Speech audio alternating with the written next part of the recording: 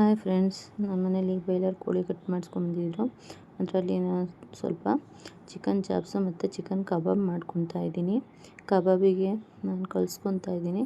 ಇದಕ್ಕೆ ಒಂದು ಸ್ವಲ್ಪ ಜಿಂಜರ್ ಗಾರ್ಲಿಕ್ ಪೇಸ್ಟು, ಒಂದು ಮೊಟ್ಟೆ ಮತ್ತು ಒಂದು packet Sparsh kebab powder use ಮಾಡ್ತಾಯಿದ್ದೀನಿ. ಅದ್ರ ಜೊತೆ ಒಂದು ನಿಂಬೆಹಣ್ಣು ಮತ್ತು ಸ್ವಲ್ಪ ಕರಿಬೇವಿನ ಸೊಪ್ಪು ಆ್ಯಡ್ ಮಾಡ್ಕೊತಾ ಇದ್ದೀನಿ.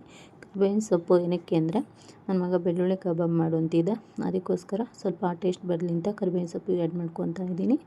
ಅದ್ರ ಜೊತೆಗೆ ಪೀಸ್ಗಳನ್ನ ಹಾಕ್ಕೊಂಡು ತೊಳೆದಿಟ್ಕೊಂಡಿದ್ದೆ ನೀಟಾಗಿ, ಅದನ್ನು ಹಾಕ್ಕೊಂಡು ಕಲಿಸ್ಕೊತಾ ಇದ್ದೀನಿ. ಈಗ ನೀಟಾಗಿ ಕಲಿಸ್ಬಿಟ್ಟು ಫ್ರಿಜ್ಗೆ 5 ನಿಮಿಷ ಎತ್ತಿಟ್ಕೊಳ್ತೀನಿ. 5 ನಿಮಿಷ ಫ್ರಿಜ್ಜಿಗೆ ಇಟ್ಕೊಂಡು ಮತ್ತು ಇಲ್ಲಿ ಬಾಣಲಿ ಇಟ್ಕೊತಾ ಇದ್ದೀನಿ.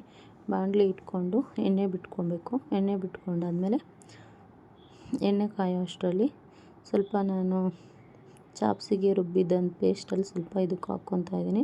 ಸ್ವಲ್ಪ ಟೇಸ್ಟ್ ಚೇಂಜ್ ಇರುತ್ತೆ ಅಂದ್ಬಿಟ್ಟು, ಚೆನ್ನಾಗಿರುತ್ತೆ ಟೇಸ್ಟು. ಈಗ ಹಾಕ್ತಾಯಿದ್ದೀನಿ ಕಬಾಬ್ಗೆ. ಎಣ್ಣೆ ಸ್ವಲ್ಪ ಕಾದಿದೆ, ಎಣ್ಣೆ ಕಾದ್ಮೇಲೆ ಹಾಕ್ತಾಯಿದ್ದೀನಿ. ಅಲ್ಲೇ ಒಂದು ಸಲ ಹಾಕಿದ್ದೆ, ಮತ್ತು ಈಗ ಹಾಕ್ತಾಯಿದ್ದೀನಿ. ನೋಡ್ತಾ ಇದ್ದೀರಾ, ಮೀಡಿಯಮ್ ಫ್ಲೇಮಲ್ಲಿದೆ ಗ್ಯಾಸು. ಫ್ಲೇಮಲ್ಲಿ ಇಟ್ಕೊಂಡು ಬೇಯಿಸ್ಕೊತಾ ಇದ್ದೀನಿ. ಚೆನ್ನಾಗಿ ಬೇಯುತ್ತೆ ಸ್ವಲ್ಪ, ಮತ್ತು ಜ್ಯೂಸಿಯಾಗೂ ಇರುತ್ತೆ ಅದಕ್ಕೋಸ್ಕರ.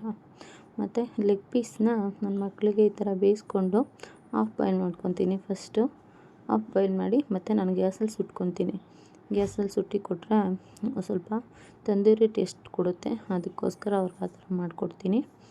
ಒಂದು ನೋಡ್ತಾ ಇದ್ದೀರಾ ಎಷ್ಟು ಸ್ಮೂತಾಗಿದೆ, ಚೆನ್ನಾಗಿದೆ. ಕಬಾಬ್ ಟೇಸ್ಟ್ ಅಂತೂ ತುಂಬ ಚೆನ್ನಾಗಿತ್ತು. ಈ ಥರ ಮಾಡಿಕೊಂಡು ಮತ್ತು ಅವರಿಗೆ ಕಬಾಬ್ ಲೆಗ್ ಪೀಸ್ನ ಈ ಥರ ಸುಟ್ಟು ಕೊಡಬೇಕು. ಈ ಥರ ಸುಟ್ಟು